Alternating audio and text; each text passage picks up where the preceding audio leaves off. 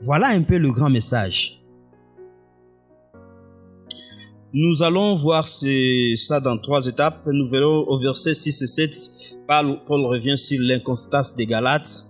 Et puis, 8 et 9, il fait une mise en garde, blâme, et puis nous retournerons vers le message de l'évangile.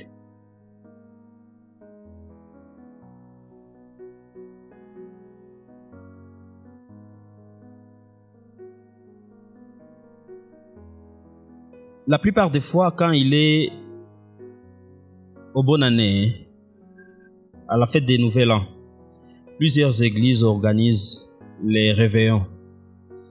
J'ai été participer dans une de ces séances et le pasteur a introduit un moment où on devait faire les offrandes de dédicaces. On dit qu'on devait dédier l'année qui commence entre les mains du Seigneur et on a distribué des enveloppes. On ne demandait pas d'avis parce que le protocole passé vous donne des enveloppes et vous demande de mettre là une offrande qui va vous donner de l'amère comme l'offrande d'Abraham. Et il dit ça sera votre offrande de dédicace pour dédier l'année entre les mains du Seigneur. Et il donne des assurances en vous disant que Dieu lui ne ment pas. Quand tu donnes ton offrande de dédicace, tu as problème de mariage, ça s'ouvre. Tu as problème de diplôme, ça vient. Tu as problème de voyage, ça vient. Toutes choses d'abo. Alors je me dis, si le Dieu du Nouveau Testament, de la Nouvelle Alliance, doit interagir avec les hommes moyennant les sacrifices ou les offrandes que l'homme peut donner, qu'est-ce que Jésus faisait sur la croix? Je ne refuse pas les offrandes. Il y a une place des offrandes dans la Nouvelle Alliance qui n'a rien à voir avec notre relation avec Dieu. Je vais préciser, l'offrande dans la Nouvelle Alliance, c'est la réponse de l'homme à la bienfaisance de Dieu. C'est l'expression de la reconnaissance. Ce n'est pas du bradage qu'on fait avec Dieu. Dieu, voilà, je te donne mon argent pour cette année et toi, je te charge maintenant de pourvoir à tous ces dons. Non, ça ne marche pas comme ça. Ça, c'est du pur mensonge. Vous comprenez un peu que c'est comme si ils sont en train de mélanger la nouvelle alliance, la nouvelle dispensation, la bonne nouvelle de l'évangile de salut et les efforts ou les œuvres que Dieu peut poser pour que Dieu agisse à sa faveur. Ça, c'est juste un exemple qui illustre ce qui se passe dans nos églises. Je ne reviens pas sur ce qu'on fait dans les séances de prière, hein, mais c'est ces pointes là au fond. Et avant de prier, avant de vous approcher là, vous allez prier, vous allez d'abord là-bas, serviteur de Dieu, j'ai fait A, B, C, D, priez pour moi. Vous comprenez que cette personne est en train de jouer le rôle de médiateur et ça, ce n'est pas la nouvelle alliance. Ce sont des exemples qui vous montrent que nous pouvons être dans le Nouveau Testament, même dans l'église aujourd'hui, et il y a des pratiques qui se font, mais qui ne rentrent pas dans l'analogie de la foi, qui ne servent pas la saine doctrine. Et ce sont des vérités que les gens n'aiment pas qu'on dise. C'est pourquoi nous y revenons. Et Paul était décidé de savoir que les gens qui ont été sauvés par grâce se laissent encore ramener dans la captivité, dans l'asservissement de la loi à cause des faux enseignants, des faux docteurs qui introduisent une fausse doctrine au sein de l'Église.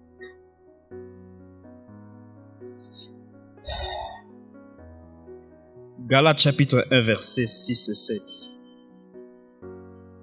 Je m'étonne que vous vous détourniez si promptement de celui qui vous a appelé par la grâce de Christ pour passer à un autre évangile. Non pas qu'il y a un autre évangile, mais il y a des gens qui vous troublent et qui veulent renverser l'évangile de Christ. On dit, je suis étonné. Comment vous, qui avez reçu Christ avec joie, vous qui êtes conscient que vous êtes sauvés par grâce, vous qui avez appris que Christ sur la croix a dit tout est accompli, aujourd'hui on vient vous tromper. Les faux docteurs qui viennent pervertir l'évangile, ils viennent tordre le message de l'évangile en vous ramenant encore dans des pratiques qui ne contribuent pas à votre salut. Il dit que ces faux docteurs qui sont en train de changer le message de l'évangile, ils vous ont détourné du but du salut. Et en vous détournant du message de l'évangile, vous vous êtes détourné contre Dieu. C'est ce que Paul est en train de dire. C'est que si Paul s'adresse à une église, nous comprenons qu'il est facile de faire des pratiques au sein de l'église au nom de Dieu, mais qui offensent Dieu.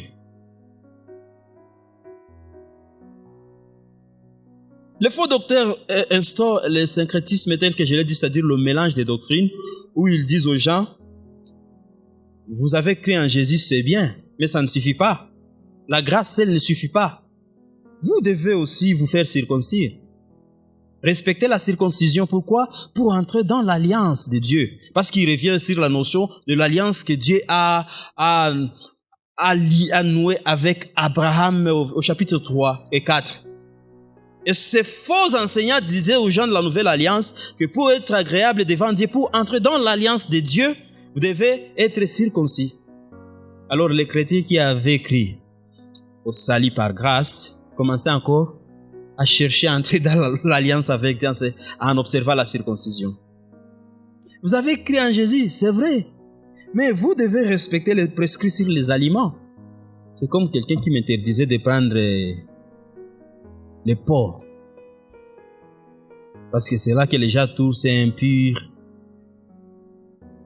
Tous les animaux qui ont des sabots et qui n'ont pas de cornes, ou qui ont un seul corne, quand vous rentrez dans les livres de Lévitique, ils disent aux gens, vous avez cru en Jésus, mais votre sanctification dépend de la manière dont vous observez, ou vous vous éloignez de ces aliments ou des pratiques impures.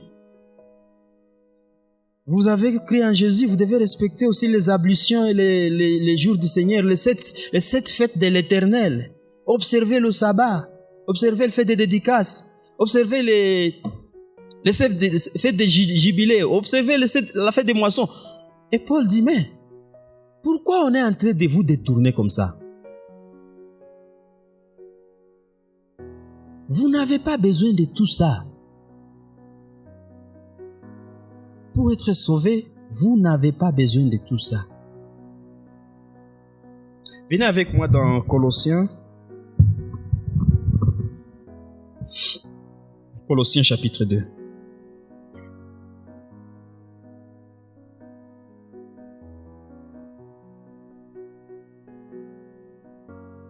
Versets 6 à 8. Ainsi donc, comme vous avez reçu le Seigneur Jésus-Christ, marchez en lui, étant enracinés et fondés en lui, et affermis par la foi, d'après les inscriptions qui vous ont été données, et abondez en actions de grâce. Versets 20 et 23 maintenant. Si vous êtes mort avec Christ au rudiment du monde, pourquoi comme si vous viviez dans le monde, vous impose-t-on ces préceptes? 20. Ne prends pas, ne goûte pas, ne touche pas. Préceptes qui tous deviennent pernicieux ou dangereux par l'abus et qui ne sont fondés que sur les ordonnances et les doctrines des hommes. Ce n'est pas fondé sur Christ. C'est ce que Paul est en train de dire, parce que le même problème est apparu dans l'église des Galates, où il y a des gens qui vous disent, oui, vous êtes sauvés, mais il y a un certain nombre de règles. Ne fais pas ceci, ne touche pas cela, ne goûte pas cela. Étant franchis par l'œuvre de Christ, vous êtes libres.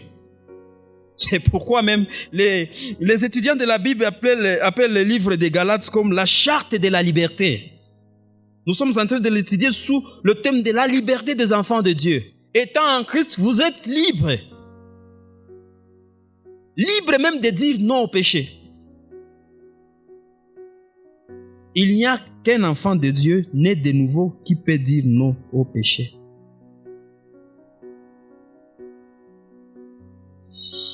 Galates chapitre 5, versets 4 et 6. Il dit, « Vous êtes séparés de Christ, vous tous qui cherchez la justification dans la loi. Vous êtes déchus de la grâce de Dieu. » Pour nous, c'est de la foi que nous attendons par l'Esprit, l'espérance de la justice. Même si s'insiste, car en Jésus-Christ, ni la circoncision, ni l'incirconcision n'a de valeur, mais la foi qui est agissante par la charité. Voilà ce qui est important. Ce n'est pas ces mensonges qu'on fait avaler. On ne vous trompe pas. Paul est en train de dire aux Galates, Christ, plus rien égale tout. Vous avez tout en lui. Votre salut est garanti et parfait. Vous n'avez rien à y ajouter. Arrêtez de vous faire arnaquer. Vous n'avez pas besoin de la loi. Pourquoi? Parce que Jésus a accompli la loi à votre place. Si nous étions capables d'accomplir la loi, Jésus n'allait pas venir. Le problème de l'homme, c'était la loi. La loi qui incitait ou qui rappelait, qui faisait ressusciter la nature du péché et le péché qui conduisait à la mort. Alors Jésus a fait le tout. Il est venu, il a accompli toute la loi. Lui qui n'a jamais connu de péché, il est devenu péché à notre place. J'aime la Bible. On ne dit pas que Jésus est devenu pécheur. Non. On dit il est devenu péché à notre place. Et en lieu et place que nous, qui étions pécheurs, nous sommes devenus quoi? La justice de Dieu en lui. Et c'est sur ça que Paul insiste.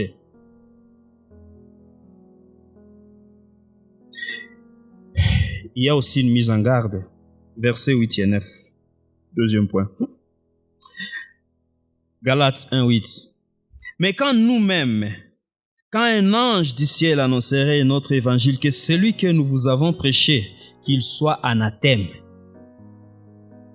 c'est-à-dire qu'il soit maudit. Nous l'avons dit précédemment, et je le répète à cette heure, si quelqu'un vous annonce notre évangile, que celui que vous avez reçu, qu'il soit maudit.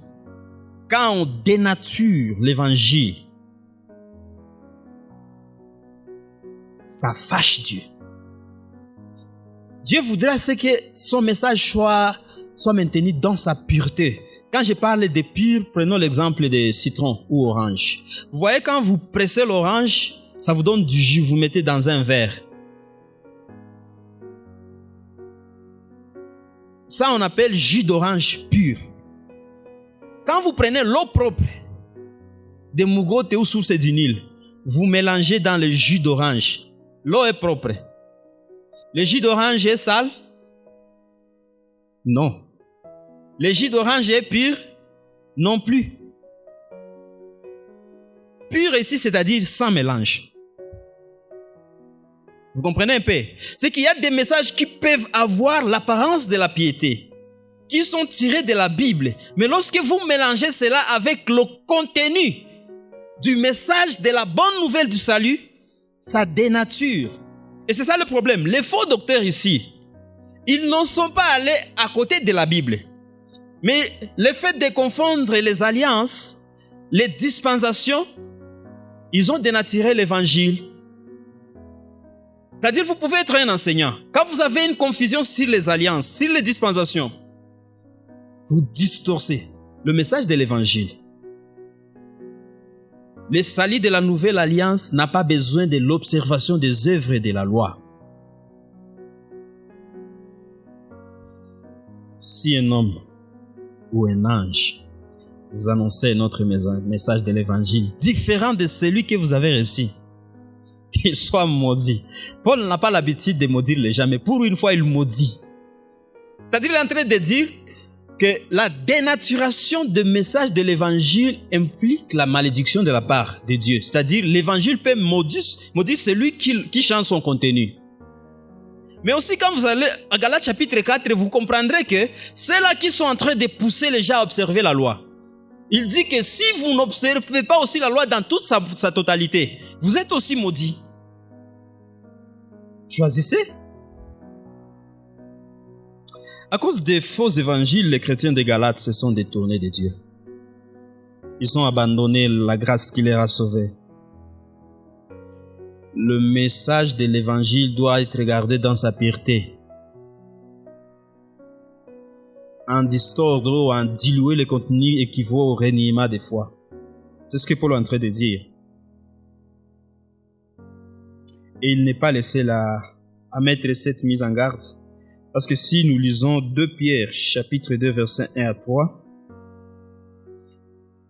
2 Pierre 2, 1 à 3, Le vieux dit, il y a parmi le peuple des faux prophètes. Il y aura même parmi vous des faux docteurs ou des faux enseignants qui introduiront des sectes pernicieuses ou dangereuses et qui, régnant le maître qui les a rachetés, attireront sur eux une ruine soudaine. Plusieurs les suivront dans leur dissolution et la voie de la vérité sera calomniée à cause d'eux. Les gens aiment ces évangiles qui les caressent dans le sens du poil, qui les accommodent dans le péché. Les gens aiment satisfaire le syndrome adamique. Je ne sais pas pourquoi j'appelle ça comme ça. Vous savez, lorsqu'Adam a péché, je l'ai dit encore aussi l'autre fois, lorsqu'Adam a péché, il a fait deux choses. Premièrement, il s'est caché de la face de Dieu. Deuxièmement, ayant découvert sa nudité, il s'est couvert de feuilles de figuier. C'est ce que la Bible dit. Oh, les feuilles de figuier représentent ici les œuvres de la loi, les œuvres que l'homme peut faire pour se rendre juste devant Dieu. Et qu'est-ce que Dieu a fait? Dieu, quand il est venu dire, mais pourquoi tu te caches? Ah, tu m'as désobéi. Dieu a dit, la Bible dit, Dieu l'a revêtu de la peau de l'agneau. Et ça reflète ce qui devait venir. Tout ce que nous avions fait, ça consistait à nous justifier dans nos égarements spirituels. Mais Dieu, lui, en apportant la solution, il nous a encore revêtis de l'agneau de Dieu, de la peau de l'agneau de Dieu qui ôte le péché du monde. Voilà ce que Dieu a fait. Et nous n'avons pas besoin d'ajouter ou de soustraire à cela. Quand Dieu dit c'est parfait, et c'est parfait. Dieu a été satisfait. Galates 3:10.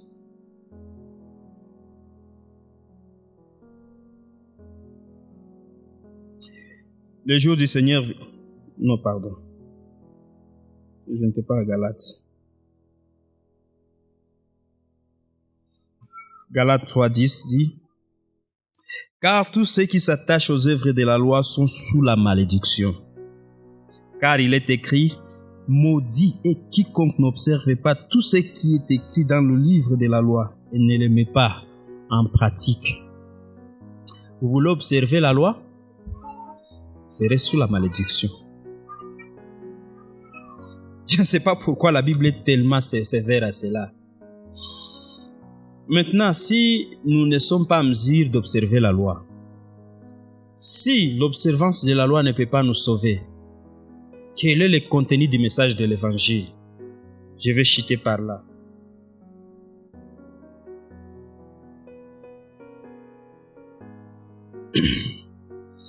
Galates 3, 13. Christ nous a rachetés de la malédiction de la loi. J'aime ça, c'est une bonne nouvelle. Galates chapitre 3, verset 13. Christ nous a rachetés de la malédiction de la loi, étant devenu malédiction pour nous. Car il est écrit, maudit est quiconque est pendu au bois. C'est très profond. Il donne la réponse à cet égarement. Il dit, vous n'avez pas à observer la loi. Parce que la loi implique la malédiction. Mais il annonce déjà la bonne nouvelle en leur disant que pourquoi vous devez encore chercher à être agréable devant Dieu pendant que Christ nous a rachetés. Le rachat ici, c'est un terme juridique qui veut dire il a payé la totalité du prix que nous devrions payer afin que nous devenions libres. Jouissez de cette liberté, vous n'avez pas de dettes.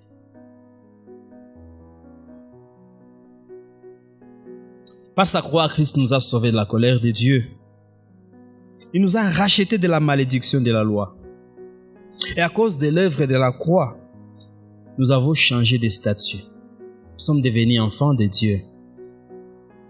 Il est dit qu'à tous ceux qui ont reçu Jésus, à tous ceux qui croient en son nom, Dieu leur a donné le pouvoir de devenir qui? Enfants de Dieu. Nous sommes devenus enfants de Dieu et pas des enfants injustes ou illégitimes, parce que dans Corinthiens 5, 19 dit que sur la croix, Dieu se réconciliait lui-même avec le monde. Nous sommes d'abord des enfants et puis nous sommes en bon terme avec les parents. Étant en bon terme avec les parents, au verset 21, il dit, celui qui n'a point connu de péché, Dieu l'a fait devenir péché pour nous afin qu'en lui, nous soyons la justice de Dieu. Nous avons changé de statut, étant libres comme des enfants de Dieu. Nous sommes aussi justes aux yeux de Dieu. Ce sont les injustes qui cherchent à plaire Dieu à travers les œuvres de la loi. Nous devons plutôt demeurer dans la grâce, nous y baigner et vivre une vie de gratitude envers Dieu. Bien-aimé, Dieu offre le salut. Et le salut de Dieu s'obtient par la foi. La foi en quoi? La foi en Jésus seul. Le mot foi en latin signifie fido. Et fido a la même racine en français que le mot confiance. Confiance en latin signifie confido. Et foi signifie fido, c'est-à-dire quand il dit à quelqu'un je te fais foi, c'est-à-dire je te fais confiance. Et quand la Bible dit que Christ a payé le prix qu'on devait payer pour que nous soyons en bon terme avec Dieu, il nous invite à une seule chose, faire confiance. Malheureusement, les gens n'aiment pas les choses simplifiées. Vous savez pourquoi? Parce que vous pouvez prendre des docteurs, vous les mettez dans une salle et vous mettez sur le tableau. Vous dites schématiquement, démontrez comment 1 plus 1 égale 2. Ces gens vont passer là-bas une semaine. Pendant que c'est simple, n'est-ce pas? Et le salut de Dieu aussi c'est simplifié. Mais l'homme cherche toujours à satisfaire à son ego, à vouloir contribuer quelque chose. Quand vous lui dites, il vous demande, qu'est-ce que je dois faire pour être sauvé? Vous rappelez de Corneille. Que ferons-nous donc pour être sauvés? Il dit, croyez au Seigneur Jésus et vous serez sauvés. Croire, faites confiance. Mais l'homme cherche toujours à faire quelque chose. Confiance seulement. C'est-à-dire, je ne gêne pas, je ne donne pas d'offrande, je ne me coupe pas de cheveux, je n'arrête pas de prendre la bière, je crois seulement. Est-ce que ça suffit? Parce que l'homme veut à ce qu'il ajoute quelque chose. Et je vous annonce ce matin que l'œuvre que Christ a accomplie sur la croix est une œuvre parfaite. Jésus lui-même s'est écrié quand il a vu que Dieu a agréé son sacrifice. Il s'est écrié, tête à l'est, tout est accompli. Toute la dette est payée. Toute la rigueur de la justice, toute l'exigence de la loi est satisfaite. Et à cause de cela, nous pouvons nous approcher de Dieu.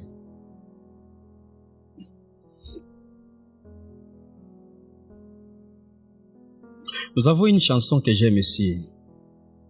Tout ce que j'ai grâce à Jésus.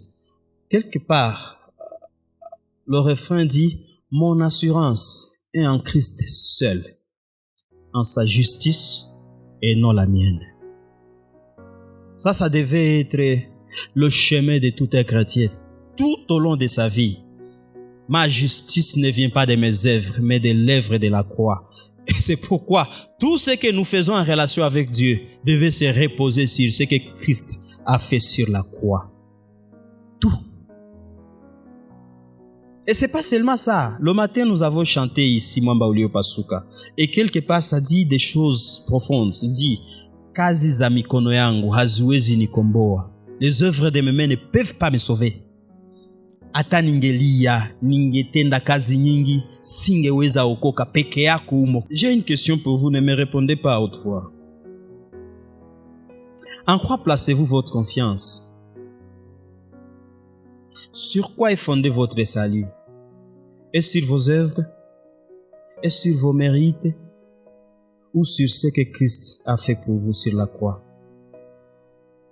Avez-vous besoin encore de satisfaire aux exigences de la loi? Ou quand vous tombez, ou quand vous questionnez sur votre relation avec Dieu, vous tournez directement votre regard sur la croix?